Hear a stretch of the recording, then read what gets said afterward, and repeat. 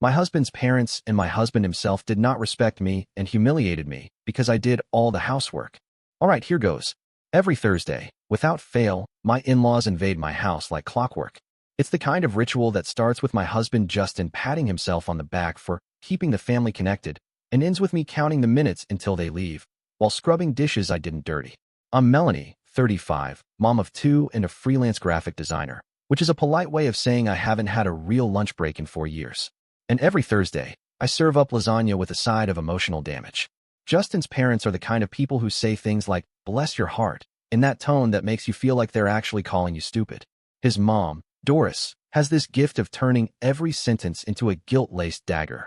Last week, when I served store-bought pie, she looked me dead in the eye and said, "Back when I had little ones, I still made everything from scratch. But I suppose everyone's different."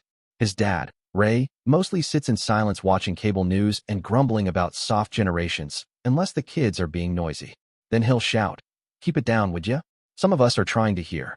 Never mind that it's their bedtime, and they've already brushed their teeth twice just to avoid sitting through another hour of how things were better in '68. This Thursday started off like the rest. I cleaned the house in a frenzy while juggling two clients who suddenly remembered they needed revisions done by tomorrow.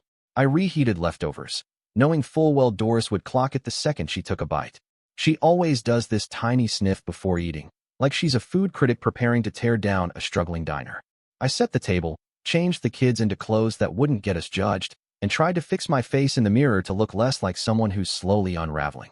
At 5 on the dot, the doorbell rang. Justin was still on a Zoom call upstairs, which meant I got to be the smiling hostess while our dog barked his head off, and our youngest started crying because he spilled juice on his pants. Perfect. Doris waltzed in with a Tupperware of her famous potato salad, which, for the record, no one ever eats, and Ray gave me his usual grunt hello. They sat down, barely said anything to the kids, and within minutes, Doris launched into her weekly sermon. "So how's work, dear? Still drawing things?" she asked, like I was finger painting in kindergarten instead of designing ad campaigns that kept our grocery budget afloat. "Yes, still drawing things. Got a few new clients this month, actually." "Well, that's nice," she said with a tight smile that told me she couldn't care less. "I do hope it's not taking too much time away from the children." Right. God forbid I use my degree to support the family while also being the default parent, the cleaner, the cook, and the unpaid therapist for everyone in this house. Dinner was the usual blur of backhanded compliments and passive jabs. Justin finally emerged from his call halfway through, all smiles and handshakes, sitting down just in time to compliment Doris's potato salad like it was the crown jewel of the meal.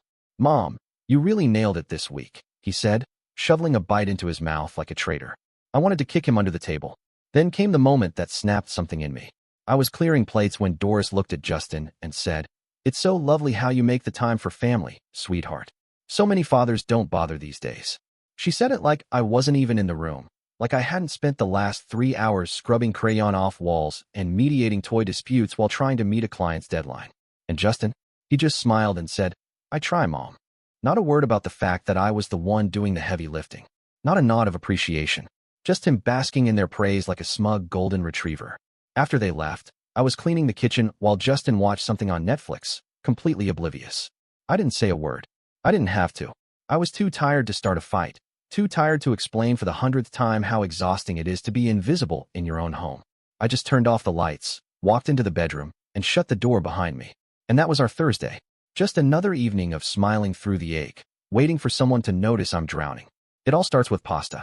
Just a simple baked casserole, something with penne, chopped zucchini, broccoli, cherry tomatoes, and a 3-cheese blend that always gets the kids excited. They actually cheer when I tell them what's for dinner, which, in a house where getting them to eat anything green usually takes an act of Congress, feels like a win. I had it bubbling in the oven, the top just starting to crisp, the kitchen smelling like garlic and melted mozzarella. Comforting, homey, like the kind of evening I used to dream about having when I was still imagining what family life might be like. The doorbell rang 5 minutes early, of course. They never arrive late, and they never arrive empty-handed either. Doris clutched her usual pastel Tupperware, probably filled with some coleslaw or leftover green bean surprise she insists just needs a little vinegar. Jack shuffled in behind her, wearing that windbreaker he's had since the Bush administration and that expression like he's preparing to inspect a military barracks for dust. I swear he scanned the room like he expected to find me barefoot and scrubbing baseboards. I said hi, like always, and Doris gave me that cheek peck hug combo that's more air than contact. Jack didn't say anything at first, just stood there in the foyer, sniffing the air like a bloodhound, and then making a face like he'd just found a dead rat under the floorboards. "Something go off in the fridge?" he asked, not even bothering to pretend it was a question. Just a slow grimace followed by him waving his hand in front of his nose. I looked at him, stunned for a second. "It's dinner," I said, still trying to keep my tone polite. "Pasta bake with veggies. The kid's favorite." Jack didn't even try to hide his reaction. "Smells like old socks and gym mats," he muttered, walking toward the dining room with his usual slump and grunt. Doris didn't defend me, of course. She sniffed delicately and said, "Oh, I thought I smelled something sharp. Maybe the broccoli? It's a very strong vegetable." I bit my lip so hard I nearly drew blood. What I wanted to say was, "It's food. Hot, homemade, and paid for with the money I earned between changing diapers and client emails." But instead I just offered to get drinks and started setting out the plates. The kids came bounding in, already asking if they could have seconds before the first bite. I love that. I live for that. But when I placed a dish in front of Jack, he looked down like I'd just handed him a plate of prison slop. "Is there meat in this?" he asked. "Nope. Just cheese and vegetables." He made a noise. "Figures." That's all he said. Just that. Figures. Like my not putting ground beef into a casserole was some kind of personal attack on his 66-year-old palate. I was starting to wish I had just served frozen pizza. Justin finally made his entrance, smelling like his office and carrying his phone like it was an extension of his hand. He kissed the top of my head absently, then looked around the table like he wasn't sure what the occasion was. "You made the pasta bake?" he said, spotting the casserole dish like it was some kind of artifact. "Yeah," I replied. "Kids asked for it." "Well, you do make it better than anyone," he added, sitting down and giving me that easy smile he reserves for when he knows his parents are watching. It might have meant something if he'd followed it with anything useful, like, "Hey, Dad, knock it off," or "Thanks for cooking." But no, just the performance of appreciation, with none of the follow-through. Dinner dragged on like it always did, Jack poking at the food like it was alien and Doris nibbling like a bird. She gave me a 15-minute play-by-play of her new neighbor's landscaping choices, none of which I asked for, while also giving side glances at my garden through the window, like she was dying to make a comparison. At one point, Jack asked if we had any real food in the house, meaning meat, I assumed, or something fried and salty enough to kill a man. When I told him there was leftover chicken in the fridge, he grunted again, like it was beneath him to eat reheated anything. I offered to heat it up anyway, and he said not to bother. Then 10 minutes later, I caught him rummaging through the fridge anyway, pulling out the Tupperware like a raccoon in a campground and muttering something about how back in my day we knew how to cook for men. By the time they left, the kids were full and sticky with cheese, and I was exhausted in that quiet, coiled way that feels like being wrung out by the neck. Doris hugged the kids, gave me her usual, "Thanks for the evening," like it was a Yelp review, and they were out the door before I'd even finished wiping the table. Justin helped by taking his plate to the sink. That was it. No thank you. No kiss on the cheek. No check-in to see how I was doing. He just dropped his plate in the sink, went upstairs, and yelled down something about having to finish up emails. I stood in the kitchen, hands in soapy water, listening to the sounds of the dishwasher humming and the kids brushing their teeth, and thought, for the third Thursday in a row, that I couldn't keep doing this. And yet I would, because I always did. I was just setting down the plates when it happened. The casserole had held together better than I thought it would, the edges golden and crisp, the cheese bubbling perfectly on top. I took a moment to feel good about it, a brief second of pride before slipping into hostess mode. I started with the kids, knowing they'd ask for seconds soon enough, then turned to the adults. Jack, as usual, didn't wait for the food to land in front of him before opening his mouth. He leaned forward, squinting down at the casserole like it was some kind of alien species, then said, loud enough for everyone to hear, "Is that the best you can do?" The air around the table went weirdly still, like the room was holding its breath. Even the kids paused. Then, as if on cue, they both giggled. Not cruelly, not because they understood, just that reflexive, uncomfortable laughter kids let out when they sense tension but don't know what to do with it. I didn't look up right away. I focused on the spoon in my hand, carefully scooping another portion like I hadn't heard a thing, like the words hadn't just cut straight through me. I knew if I looked up, I'd either start crying or start shouting, and I couldn't afford either in front of the kids. I swallowed, hard, kept my eyes on the food, and said nothing. That's when Justin decided to join in. He gave a low chuckle, not even bothering to hide it behind his hand, and said, "You didn't marry me for the recipes." Just like that. Casual. A joke tossed across the table as if it didn't matter. I felt like I'd been slapped. Not just by Jack, but by him. My husband. The man I cooked for, cleaned for, raised children with. The man who couldn't be bothered to say one word in my defense, but had plenty of energy to make me the punchline of some cheap family sitcom scene. I didn't react. I couldn't. I just kept serving. One plate, then another, watching the steam rise off the pasta as my hands moved on autopilot. I tried to steady my breathing, to keep my voice calm when I asked if anyone wanted water or juice. Inside, I was burning. Doris tried to smooth it over in that way she always did, by pretending nothing had happened. "It looks hearty," she offered, stabbing at the food with her fork like she was dissecting it instead of eating it. "I'm sure the children love it." Of course they loved it. They always loved it. It was their favorite. And I had made it exactly the way they liked. Soft enough for the youngest to chew, enough color from the vegetables to feel healthy, enough cheese to feel indulgent. But nothing was ever good enough. I stood behind my chair for a second, watching everyone dig in like it was any other Thursday. The kids chattered and swung their legs under the table. Doris nibbled like a mouse. Jack shoveled food with a face like someone doing a dare. Justin reached for the salt without looking at me once. I sat down slowly, my fork cold in my hand, and stared at my plate. I wasn't even hungry anymore. I should have known better than to say anything. I really should have. But after Jack's little jab and Justin's cheap comment, something inside me couldn't just let it slide. I wasn't trying to start a fight. I never am. I just wanted a sliver of respect, something that might remind everyone that we were still a family, not characters in some ugly, passive-aggressive play acted out over dinner. So I tried to de-escalate. My voice was quiet, calm, even. Maybe not in front of the kids. That was it. Just that one line, more plea than command. But Justin barely let me finish. He didn't even pause to breathe. He looked up from his plate, fork still in hand, and said, "Maybe if you invested as much in the marriage as you do in self-pity, dinner would be okay." And just like that, the air got sucked out of the room. It wasn't loud. He didn't shout it. It came out low, matter of fact, like he'd been sitting on it for a while. Like it had been simmering there under the surface, just waiting for the right moment to cut me clean through. I don't even know what my face looked like, but I felt it all at once. My cheeks flushed, my stomach dropped, and my throat tightened so fast it almost choked me. Silence. Even the kids stopped chewing.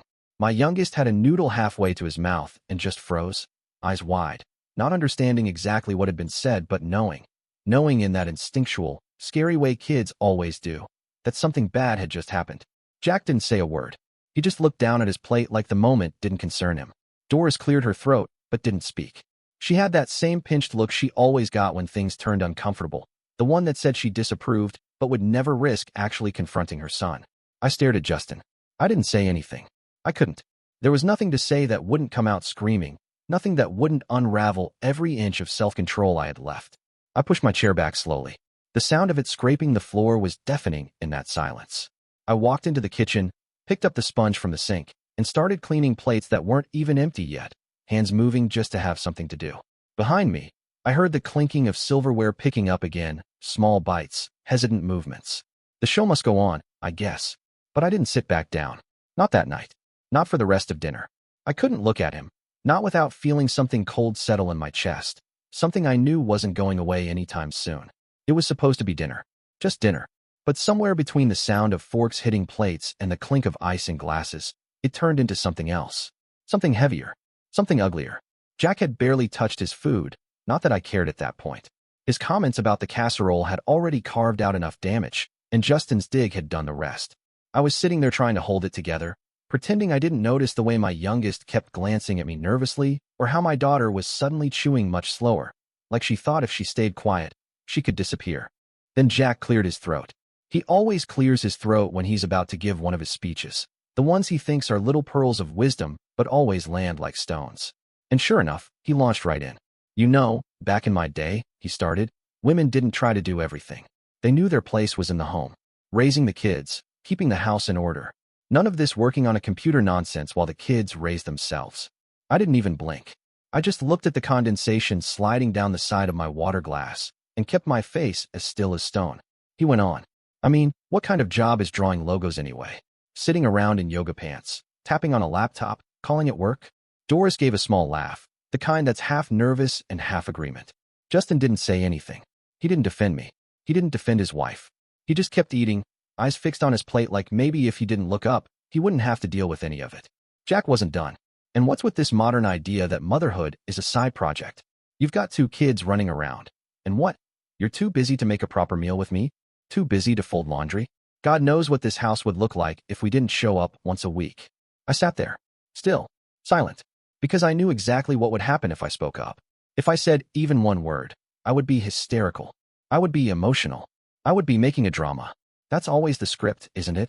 I say something, I push back, and suddenly I'm the villain in my own living room. I ruin dinner. I upset the children. I make things awkward for everyone. So I stayed quiet. I stayed quiet while he took shots at my job, the same job that pays half our bills and bought the very table we were sitting at. I stayed quiet while he criticized my clothes, not even bothering to hide his disapproval as he looked me up and down and muttered something about how women used to have pride in their appearance. I stayed quiet while he basically said I was failing as a mother because my kids watched an episode of cartoons that morning so I could answer emails in peace. I sat there and swallowed it all, because if I didn't, it would all turn on me. Again, like always. I felt the tears burn behind my eyes, but I didn't let them fall. I wouldn't give him that. I wouldn't give any of them that. The only sound in the room was the scrape of utensils and the occasional clink of a glass. No one said a thing in my defense. Not Justin, not Doris, and certainly not Jack, who seemed to grow more comfortable with every word, like he was finally saying what he thought everyone else was too polite to admit. And still I sat there, still, silent, waiting for it to be over. I could feel their eyes on me. Not Jack's. I'd stopped acknowledging his presence 20 minutes ago, but my children's. They were looking at me differently now, not with anger or fear, but with something much worse, confusion. That kind of quiet, unsettled confusion that comes from watching someone they trust become a stranger at their own table. My daughter, still with her fork in her hand, kept glancing between me and her grandfather, her small brow furrowed like she couldn't quite make the pieces fit together. My son leaned into his seat, closer to Justin, who had said exactly nothing since his earlier comment, like silence was some kind of contribution. I couldn't give them what they wanted. I couldn't explain it to them. Not now, not here. I couldn't show anger. I couldn't cry. I couldn't break. Not in front of them. Not while Jack kept talking like my life, my work, my motherhood were open targets. Not while Justin pretended this wasn't happening under his roof, to his wife, in front of their children. So I did the only thing I could do. I pulled out my phone. I didn't unlock it. I didn't scroll.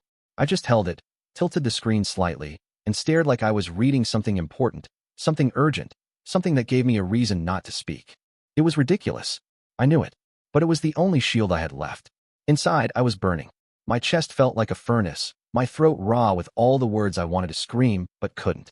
Every insult, every slight, every time I had bit my tongue for the sake of keeping the peace. I felt them crawling up the back of my throat like smoke.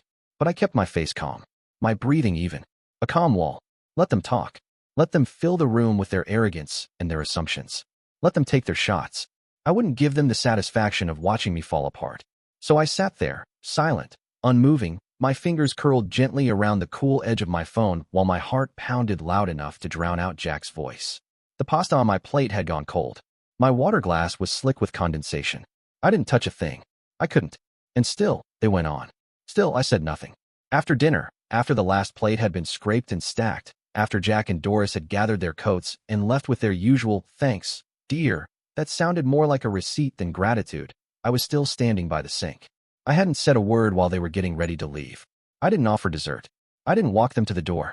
I just stood there with my back turned, rinsing dishes that didn't need to be rinsed, listening to the sound of them leaving and wondering how many more Thursdays I could survive like this. The kids had already wandered off, full and tired, their bedtime routine now a blur I would likely go through on autopilot. My mind was too full, too loud, and my body too heavy to keep playing the role I was supposed to play. Justin came up behind me, casual, like nothing had happened, like the night hadn't been one long, slow humiliation. He leaned against the counter and without a trace of irony, asked, "What's for dinner tomorrow?" I almost laughed. I didn't mean to, but it bubbled up before I could stop it. Dry, sharp, a sound more bitter than amused.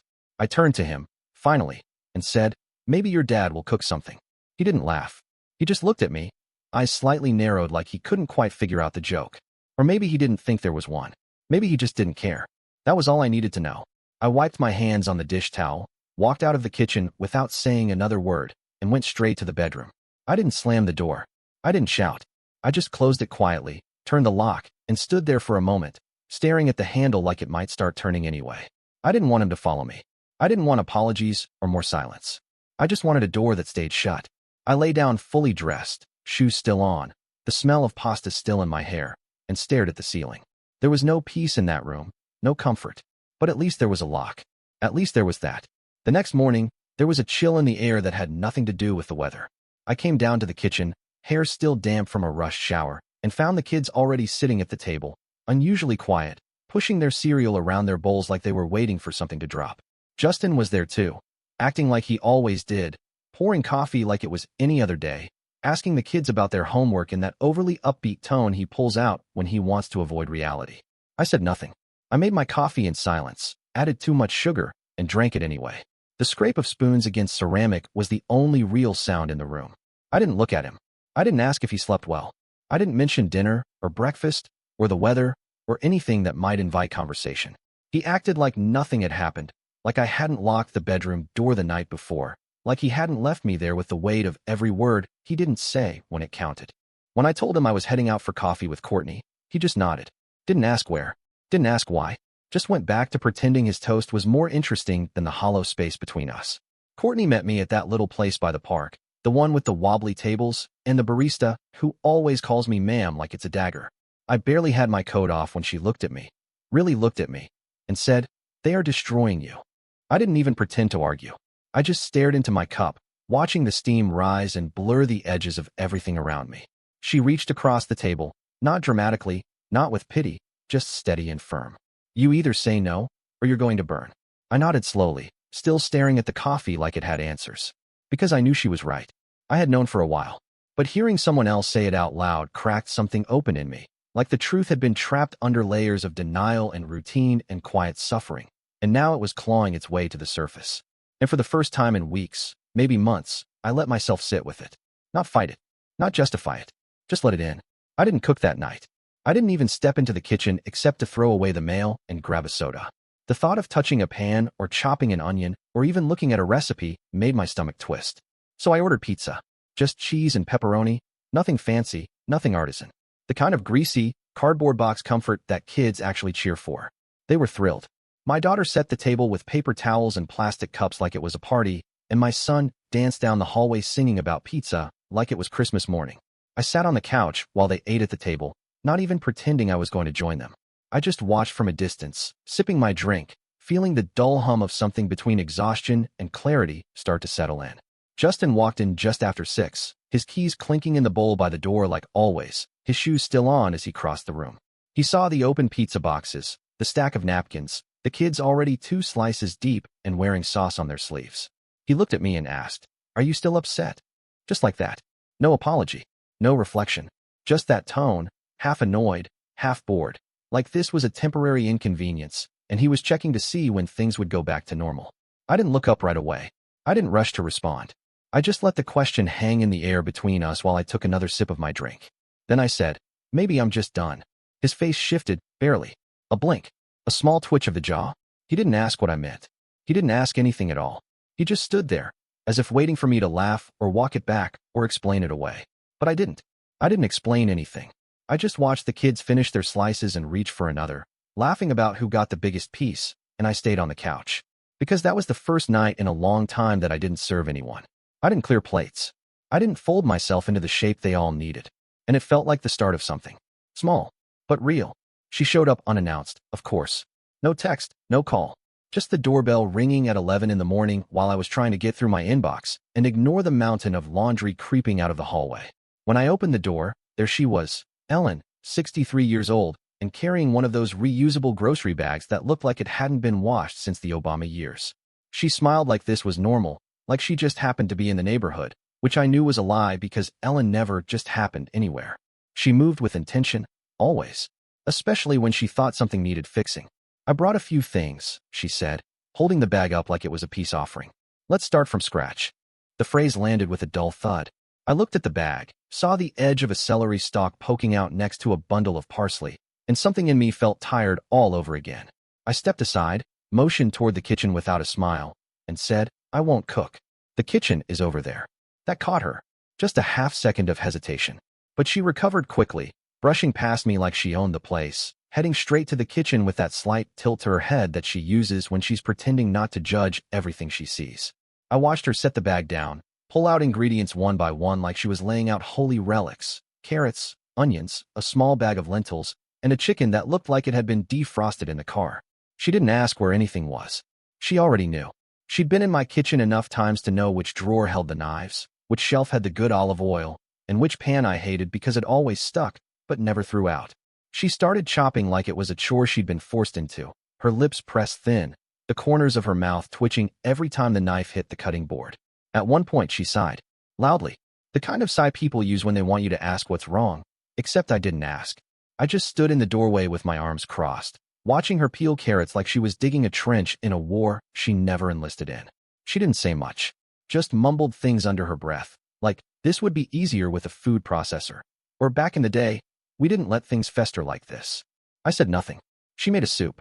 A basic one, the kind you feed to someone recovering from surgery or mourning a death. It simmered for an hour, filling the house with the smell of onions and herbs and unspoken expectations. When she finally ladled it into bowls and set them on the counter, she wiped her hands like she'd just finished something noble, like she had restored some kind of balance to the house. I didn't need it. I just thanked her, flatly, and went back upstairs, leaving her in the kitchen she thought she could save us in. It started quietly. No big moment, no speech, just a picture. I was standing in the kitchen, grocery list in hand, scribbling down ingredients for school lunches and meals for the week, when I stopped and snapped a photo of it. Not for memory, not for planning, just proof. I took another picture after I cleaned the bathroom that no one else ever seemed to notice was dirty. Then another one of the laundry basket, overflowing, again, and the label on the detergent I always bought because it didn't irritate the kid's skin. I created a folder on my phone and named it If I Were Not There. The title felt ridiculous at first, dramatic even, but the more I typed it, the more true it felt. Because that's what it was. Every picture, every checklist, every reminder was a thread in a web that only existed because I held it in place. I took photos of lunchboxes packed before 7 a.m., of forms signed, and slipped into folders before anyone else was awake. I took one of the medicine chart taped inside the pantry door, the one I made when both kids caught strep last winter, and I had to keep track of doses between Zoom calls and grocery runs. I snapped one of the sock drawer I reorganized for the fourth time because no one could ever find a matching pair. One afternoon, I was loading the dishwasher, still in the clothes I'd slept in, hair tied up with a rubber band I'd grabbed off a cabinet handle, and I paused to take a picture of the inside of the machine. Every cup placed just so, every dish faced the right direction. It didn't matter to anyone else, but it mattered, because no one else ever did it like that. No one else even saw it. Justin walked in while I was taking a photo of the weekly calendar on the fridge, the color-coded schedule with drop-offs and pickups, doctor appointments, school meetings, and the PDA bake sale he wouldn't remember until I reminded him.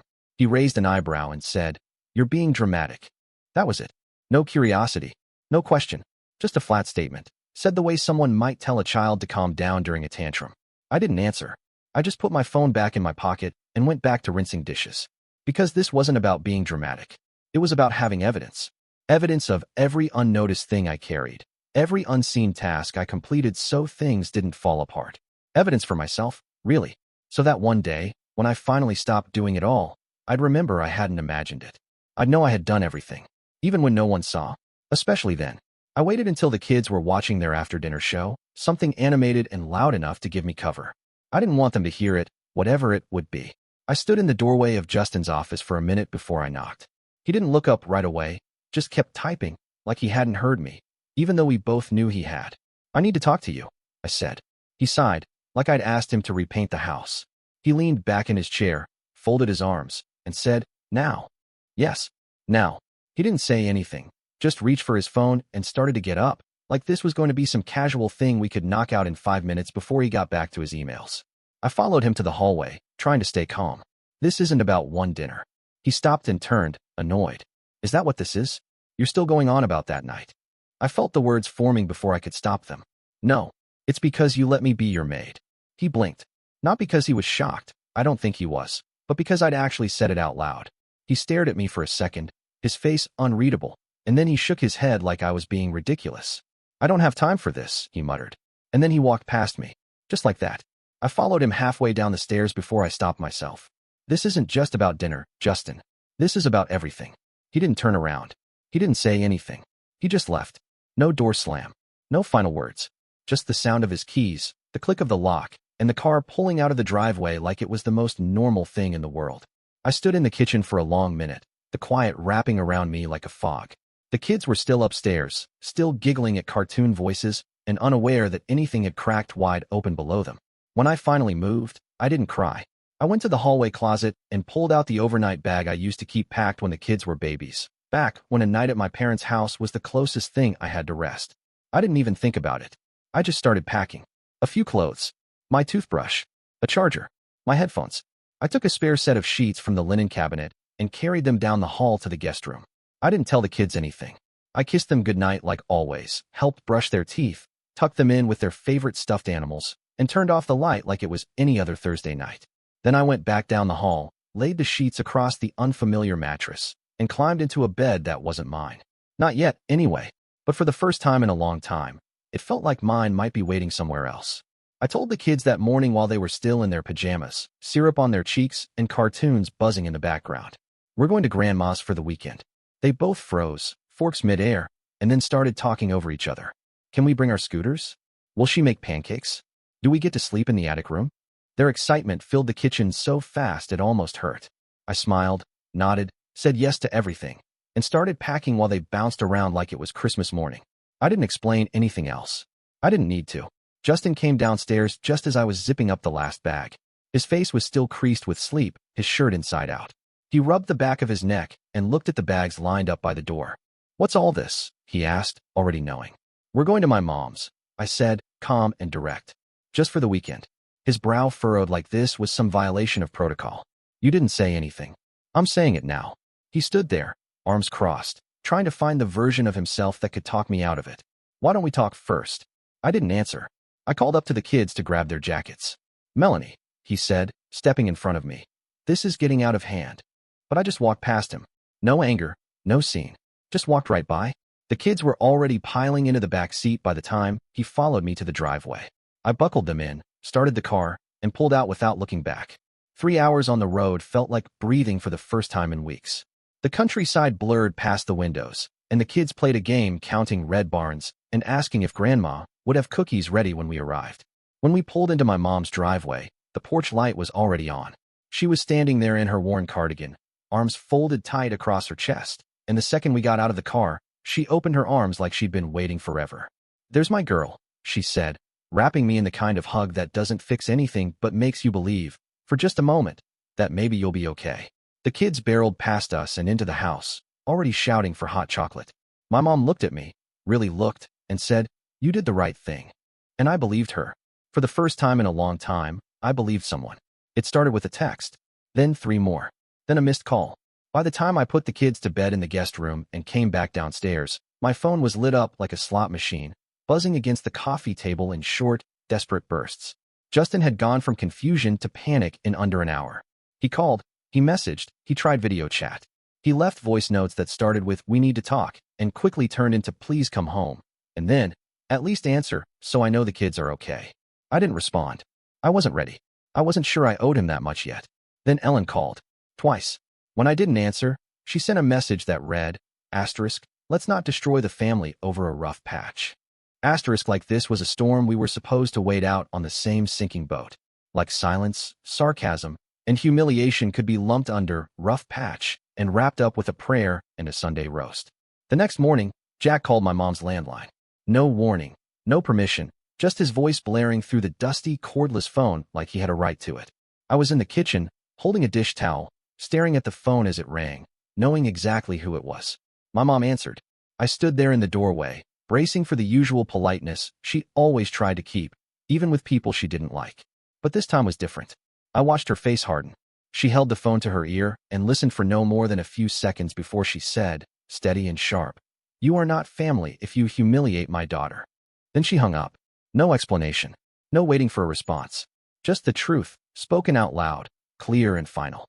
She turned to me and nodded once, the kind of gesture that didn't need words. And for the first time, I didn't feel like I was the one who had broken something. I felt like someone had finally named what had been broken for years and reminded me it wasn't mine to fix. I didn't block Justin. I thought about it, more than once. But in the end, I didn't want to create drama where there didn't need to be any.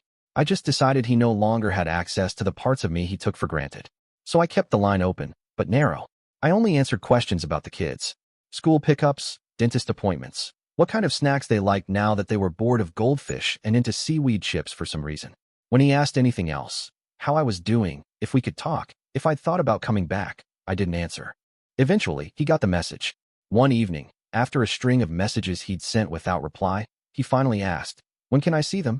I told him, "You'll see them when you learn to behave." It wasn't about punishment. It was about boundaries. About showing him that he didn't just get to slide back in with a sad voice and a few well-placed regrets.